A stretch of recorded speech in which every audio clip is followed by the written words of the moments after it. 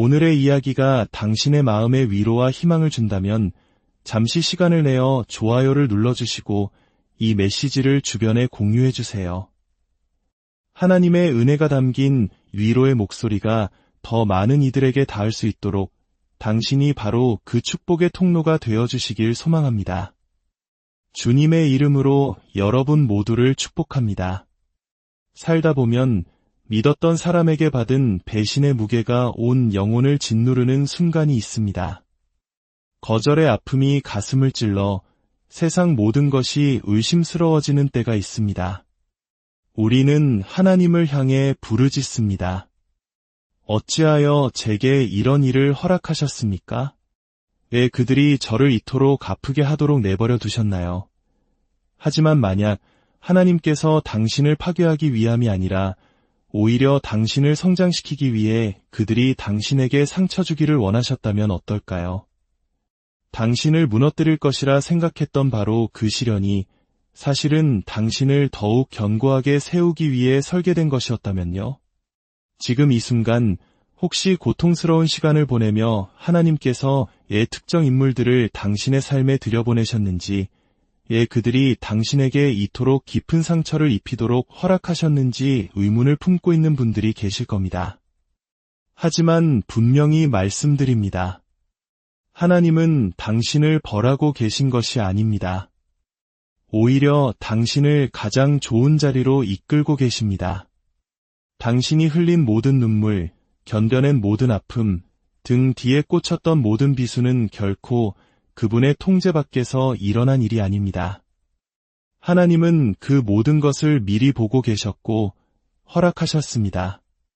그리고 이제 그 모든 것을 사용하여 당신의 삶을 통해 당신의 영광을 드러내실 것입니다. 하나님의 길은 우리의 생각보다 높으십니다. 우리는 눈앞의 상처를 보지만 그분은 그 너머의 치유를 보십니다. 우리는 지금의 고통을 느끼지만 그분은 다가올 승진과 영광을 보십니다. 우리는 이 고난에서 벗어나고 싶어 하지만 그분은 이 과정을 통해 우리가 얼마나 더 강인해질지를 알고 계십니다. 사탄은 당신을 쓰러뜨리려 했다고 생각했지만 결과적으로 당신을 하나님의 목적에 더 가까이 밀어붙였을 뿐입니다. 그러니 포기하지 마십시오.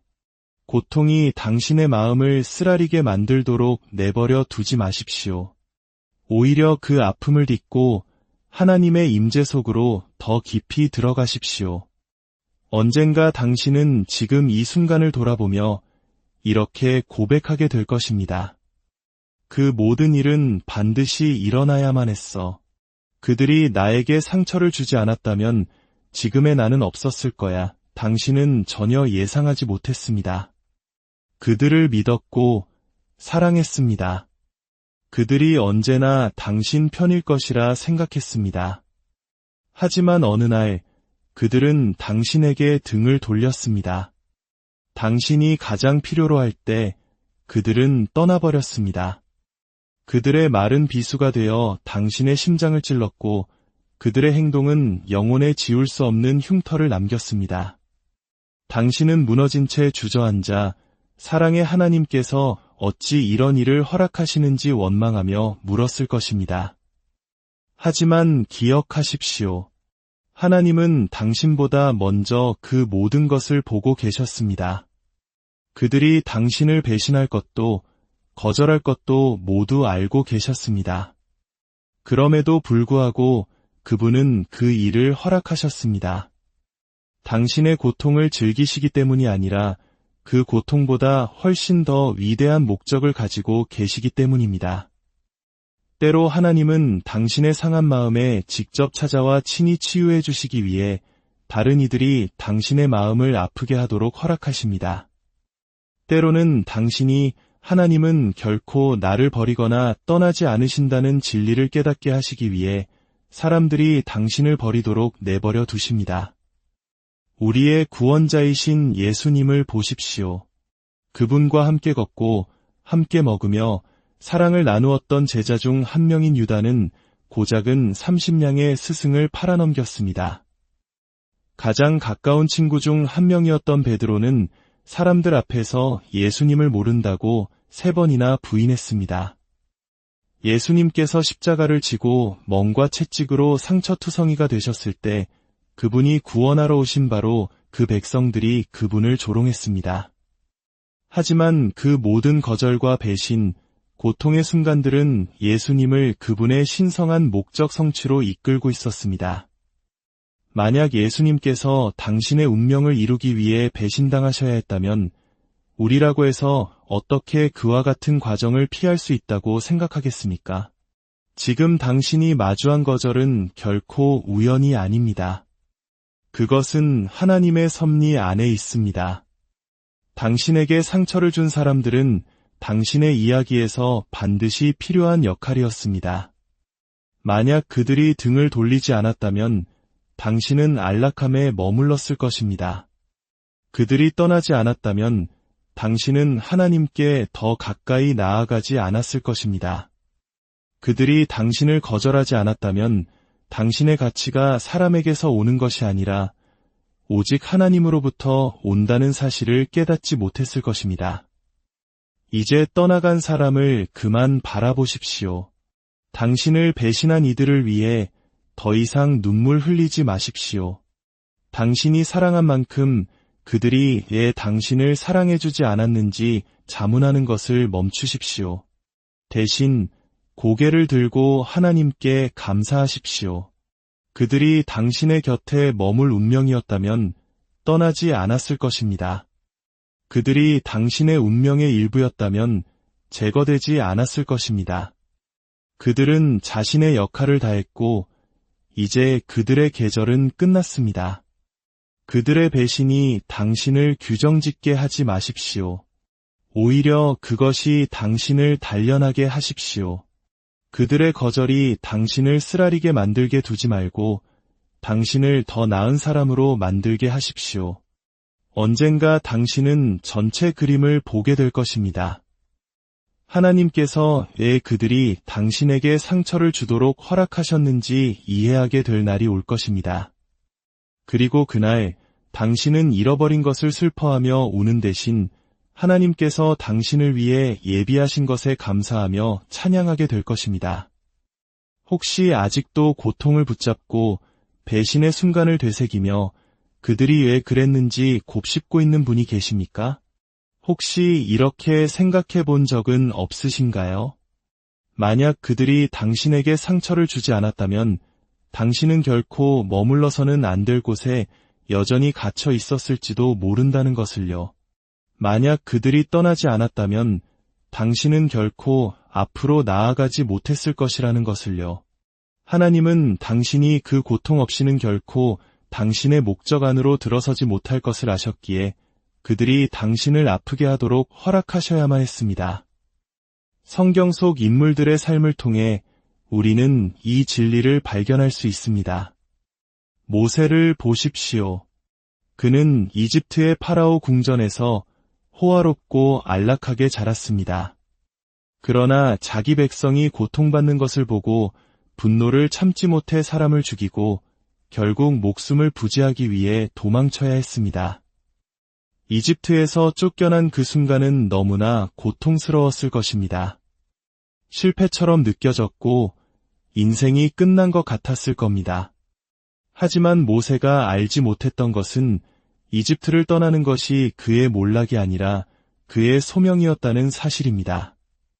하나님은 광야에서 그를 만나주셨고 그를 빚으셨으며 마침내 그를 다시 부르셨습니다. 이집트의 왕자로서가 아니라 당신의 백성을 구원할 해방자로서 말입니다. 어쩌면 당신은 당신을 떠난 사람들, 당신을 밀어낸 상황들 때문에 울고 있을지 모릅니다. 하지만 하나님께서 그 모든 것을 사용하여 당신을 다음 사명으로 옮기고 계신 것이라면 어떨까요? 당신이 편안함에 머무는 한 결코 진정한 소명을 향해 나아가지 않을 것을 그분은 알고 계셨던 것입니다. 요셉을 생각해 보십시오. 만약 그의 형제들이 그를 팔지 않았다면 그는 결코 이집트에 가지 못했을 것입니다. 만약 보디발의 아내가 그를 거짓으로 고소하지 않았다면 그는 감옥에 갇히지 않았을 것입니다.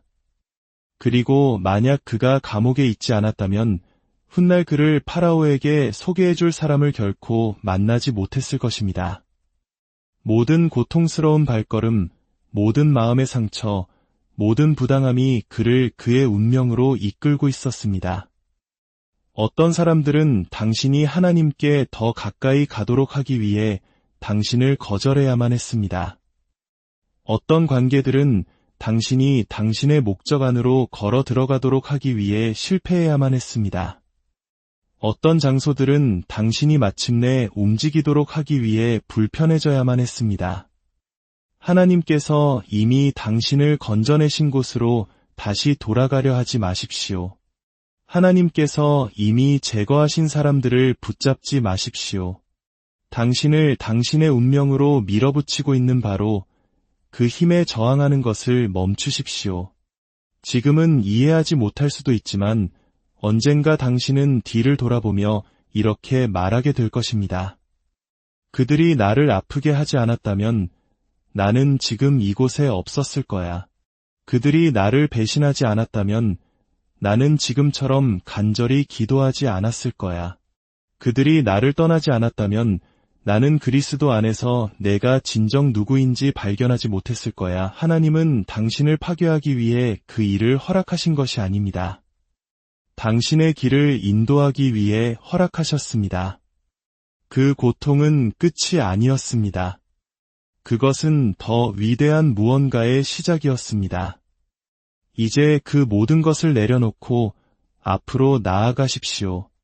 당신의 운명이 기다리고 있습니다. 우리는 축복을 위해 기도하고 은혜를 구합니다. 하지만 그 축복과 은혜에 종종 무엇이 따라오는지 아십니까? 바로 반대와 공격, 그리고 당신을 대적하여 일어나는 사람들입니다. 당신은 의아해합니다. 하나님, 왜 저들이 저를 공격하나요? 왜 저는 이렇게 많은 저항에 부딪히나요? 하지만 오늘 이 말씀을 들으십시오. 당신의 적들은 상황을 통제하고 있지 않습니다. 그들은 당신의 몰락의 이유가 아닙니다. 사실 그들은 당신을 더 높은 곳으로 이끌기 위한 하나님의 계획의 일부입니다. 어떤 분들은 지금 당장 불공평해 보이는 싸움을 마주하고 있을 것입니다. 사람들이 당신에 대해 험담하고 당신을 방해하며 문들이 닫히고 있습니다. 사방에서 공격받는 것처럼 느껴질 것입니다. 하지만 어쩌면 하나님께서 바로 이 공격들을 사용하여 당신을 더 높이 들어 올리고 계신 것은 아닐까요? 어쩌면 당신의 적들은 당신을 파괴하기 위해 온 것이 아니라 당신을 승진시키기 위해 온 것은 아닐까요? 요셉의 형제들은 그를 미워하고 팔아버리며 그를 제거했다고 생각했습니다. 하지만 실제로는 그를 더 높은 자리로 올라갈 장소로 보내고 있었을 뿐입니다. 그를 망치려 했던 바로 그 사람들이 무심코 그를 위대함의 자리로 이끌었던 것입니다. 예수님 자신도 모든 길목에서 적들을 마주하셨습니다. 종교 지도자들은 그를 해치려 음모를 꾸몄고 유다는 그를 배신했으며 빌라도는 그에게 사형을 선고했고 군중은 그를 십자가에 못 박으라 고 외쳤습니다. 하지만 십자가가 없었다면 부활도 없었을 것입니다. 고난이 없었다면 구원도 없었을 것입니다. 예수님을 파괴하려 했던 바로 그 사람들이 인류를 위한 하나님의 가장 위대한 계획을 성취하는 데 쓰임받았습니다. 그러니 당신의 적들을 두려워하는 것을 멈추십시오. 당신 자신의 힘으로 싸우려 하지 마십시오. 사람들이 당신을 대적할 때 낙담하지 마십시오. 대신 하나님을 찬양하기 시작하십시오. 그들이 당신을 대적하고 있다는 것은 당신이 어딘가로 나아가고 있다는 증거입니다. 당신 앞에 골리앗이 버티고 있다면 그것은 당신을 기다리는 왕국이 있다는 뜻입니다. 당신의 무리 속에 유다가 있다면 그것은 당신 앞에 부활이 기다리고 있다는 뜻입니다. 당신의 적들은 당신의 몰락이 아니라 당신의 도약을 위한 발판입니다. 그들이 말하게 두십시오.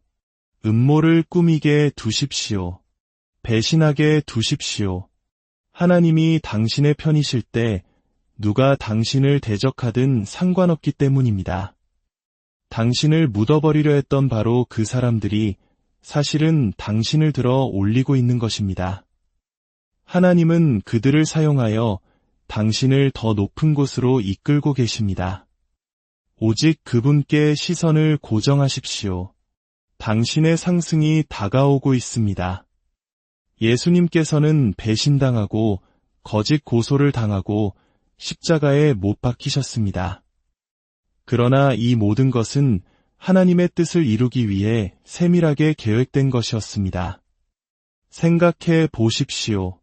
하나님의 아들이시며 세상의 구원자이신 예수님조차 배신을 피하지 못하셨습니다.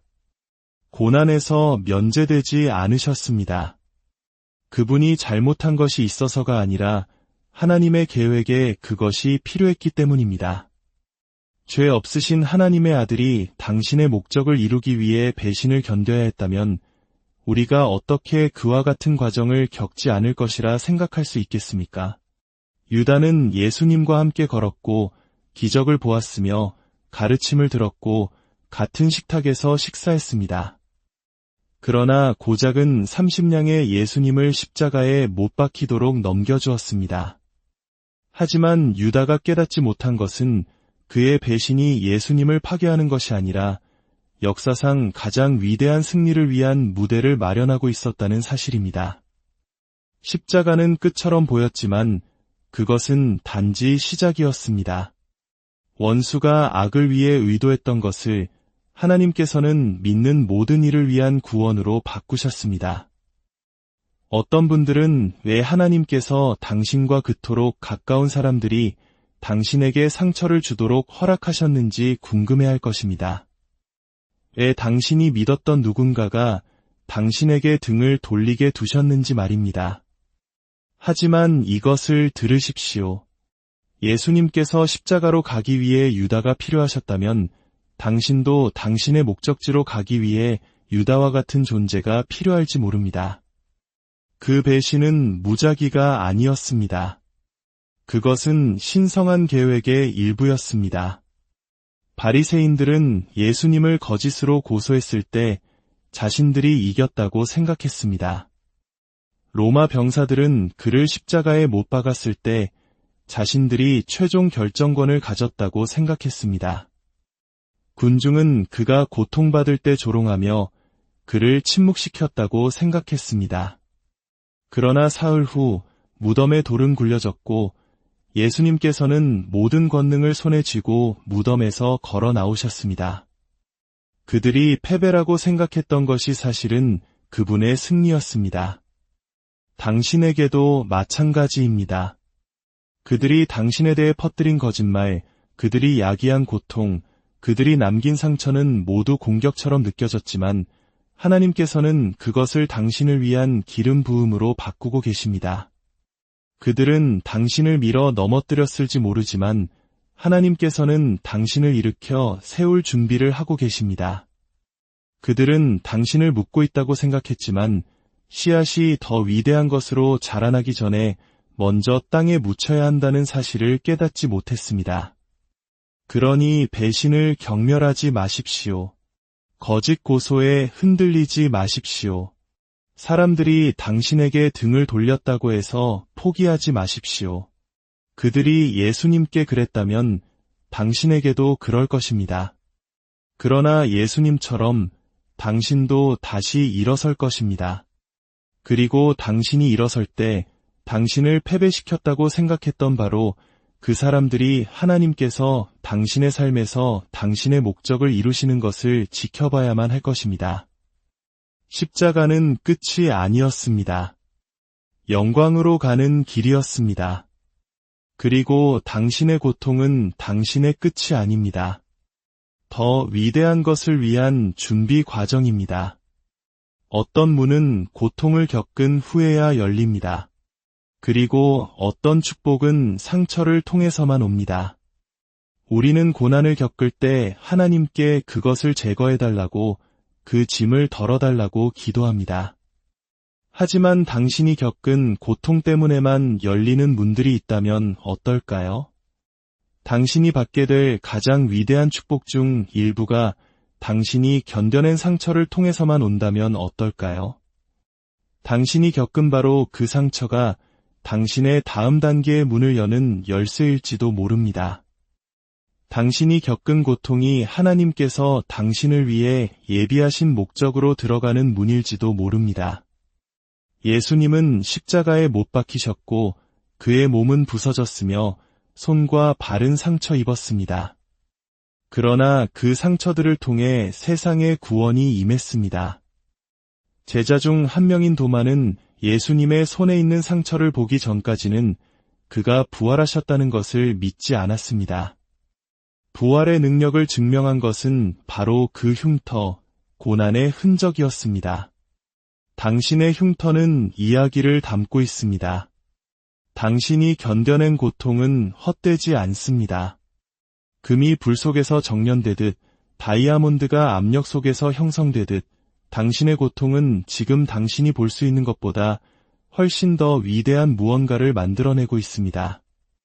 지금은 이해하지 못할지라도 언젠가 당신은 뒤를 돌아보며 그 고통이 당신을 파괴하기 위함이 아니라 당신을 준비시키기 위함이었음을 알게 될 것입니다.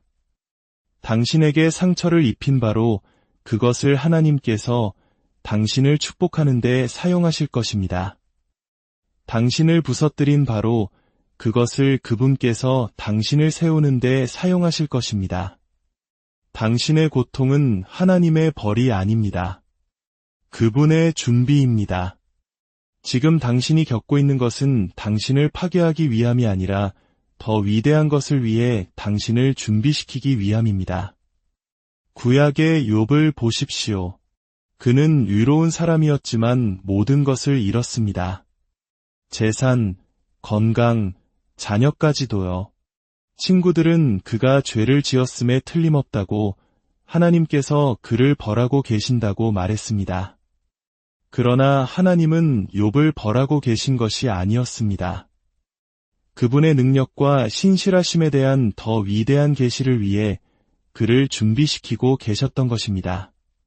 그리고 마침내 욥은 잃었던 모든 것의 2배를 돌려받았습니다. 혹시 지금 고통의 계절에 있고 사탄이 당신의 귀에 하나님은 너를 버렸어, 하나님은 너를 벌하고 계셔 라고 속삭이고 있습니까? 하지만 들으십시오. 만약 하나님께서 당신과 끝내셨다면 당신을 준비시키지 않으실 것입니다. 당신이 고난을 겪고 있다는 바로 그 사실이 하나님께서 여전히 당신의 삶에서 일하고 계시다는 증거입니다. 그분은 당신을 강하게 하고 빚으시며 이전과는 전혀 다른 방식으로 그분을 신뢰하도록 가르치고 계십니다. 당신의 고통은 헛되지 않습니다. 하나님께서는 그것을 사용하여 당신을 더 강하게 만들고 인내를 길러주며 다음에 올 것을 위해 당신을 준비시키고 계십니다. 그러니 굳게 붙드십시오. 포기하지 마십시오.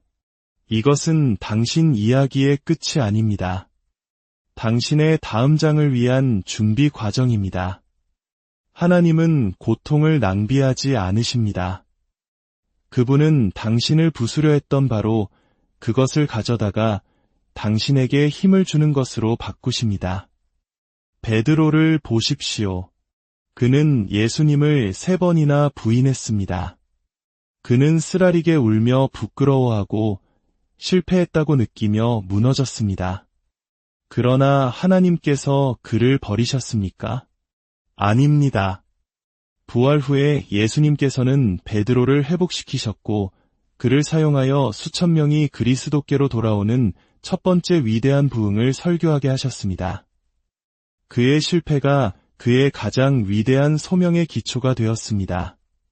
사도 바울에게는 육체의 가시, 즉 끊임없는 고통이 있었습니다. 그는 그것을 제거해 달라고 하나님께 간청했습니다. 그러나 하나님께서는 의 은혜가 내게 족하도다. 이는 내 능력이 약한 데서 온전하여짐이라고 말씀하셨습니다. 즉, 하나님께서는 고통을 제거하지 않으시고 그것을 변화시키셨습니다. 그분은 바울의 고통을 능력으로 바꾸어 그를 세상이 이제껏 본 가장 위대한 사도 중 한 명으로 만드셨습니다. 당신이 겪은 어떤 일들은 당신을 거에 짓밟을 뻔했습니다. 그러나 그 어떤 것도 낭비되지 않았습니다. 하나님께서는 당신의 고통을 가져다가 당신의 간증으로 바꾸고 계십니다. 당신에게 상처를 입힌 바로 그것을 그분께서 다른 사람들을 축복하는 데 사용하실 것입니다. 당신이 부서졌던 바로 그곳에서 그분께서 당신의 가장 위대한 능력을 보여주실 것입니다. 하나님께서 당신을 다음 단계로 이끌 준비가 되시면 그분은 당신과 함께 갈 수 없는 사람들을 제거하기 시작하십니다. 어떤 사람들은 당신의 삶에서 단지 한 계절 동안만 머물도록 의도되었습니다. 어떤 관계들은 당신이 깨닫는 것보다 더 당신을 붙들고 있었습니다. 어떤 인연들은 우정으로 위장한 방해물이었습니다. 그리고 지혜로우신 하나님께서는 만약 그들이 머문다면 그들이 당신을 위해 예비하신 운명으로부터 당신을 막을 것임을 아셨습니다. 떠나간 사람들을 슬퍼하고 있는 분들이 계십니까? 하나님께서 이미 제거하신 사람들을 붙들고 있습니까? 하지만 그들의 떠남이 하나님의 계획의 일부였다면 어떨까요? 당신이 울고 있는 바로 그것이 하나님께서 당신을 자유롭게 하기 위해 사용하신 것이라면 어떨까요? 모든 사람이 당신과 함께 다음 단계로 가도록 의도된 것은 아닙니다. 하나님께서 제거하신 사람들을 좇는 것을 멈추십시오. 하나님께서 닫으신 문을 다시 열려고 하지 마십시오. 그들이 떠났다면 그것은 당신의 이야기에서 그들의 역할이 끝났기 때문입니다. 그리고 그것은 괜찮습니다. 왜냐하면 하나님께서 제거하실 때 그분은 또한 대체하시기 때문입니다. 그분께서 무언가를 가져가실 때 그것은 더 위대한 것을 위한 자리를 마련하기 위함입니다. 삶에는 마치 혼자인 것처럼 느껴지는 계절이 있습니다. 고립의 시간, 기다림의 시간입니다. 당신은 하나님께 묻습니다. 하나님, 왜 저 혼자인가요? 하지만 오늘 말씀드립니다. 당신의 고립은 버려짐이 아닙니다. 그것은 준비입니다. 다윗을 보십시오. 그가 골리앗과 싸우기 전 왕관을 쓰기 전에 그는 들판에서 홀로 양을 치고 있었습니다. 아무도 그를 보지 않았고 아무도 그에게 박수치지 않았습니다. 그러나 바로 그 고립 속에서 그는 사자와 곰과 싸우는 법을 배웠습니다. 그 숨겨진 장소에서 그는 하나님을 신뢰하는 법을 배웠습니다. 그의 사적인 전투가 그를 공적인 승리로 준비시켰습니다. 하나님께서 당신을 더 높은 곳으로 부르실 때 그분은 종종 먼저 당신을 분리시키십니다. 그분은 당신을 공개적으로 사용하시기 전에 먼저 개인적으로 당신을 세워야 하십니다. 그러니 이 조용한 계절을 경멸하지 마십시오. 과정을 서두르지 마십시오. 당신의 고립은 벌이 아니라 준비입니다. 그리고 하나님께서 당신을 정련시키고 강화시키고 당신의 능력으로 채우시는 일을 마치셨을 때 당신은 당신의 운명 속으로 걸어 들어갈 것입니다. 때로는 당신을 파괴하려 했던 바로 그 사람들을 하나님께서 당신을 승진시키는 데 사용하실 것입니다. 당신은 당신의 자리를 위해 싸울 필요도 자신을 증명할 필요도 복수할 필요도 없습니다. 하나님께서는 당신의 원수들 앞에서 당신을 위해 식탁을 준비하는 법을 알고 계십니다. 요셉을 보십시오. 그의 형제들은 그를 미워하고 구덩이에 던지고 노예로 팔았습니다. 그들은 그를 묻었다고 생각했지만 실제로는 그를 궁전으로 가는 길에 올려놓고 있었습니다. 몇 년 후 기근이 닥쳤을 때 그를 배신했던 바로 그 형제들이 와서 그 앞에 무릎을 꿇어야 했습니다. 다니엘을 보십시오. 그의 적들은 그를 사자 굴에 던져 넣으려는 함정을 팠습니다.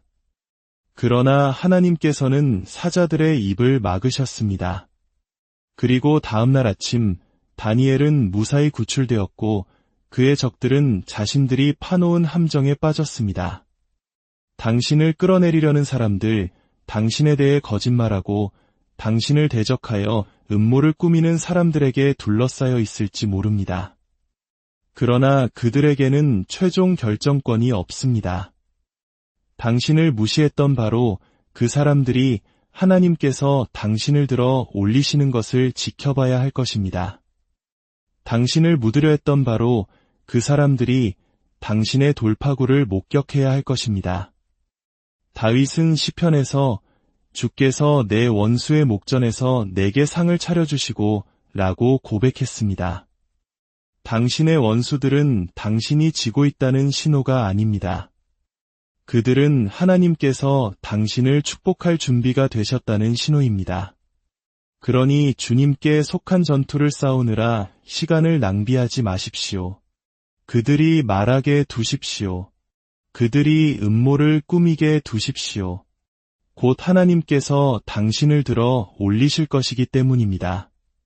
사랑하는 여러분, 당신의 가장 깊은 고통이 당신의 가장 위대한 간증이 될 것입니다.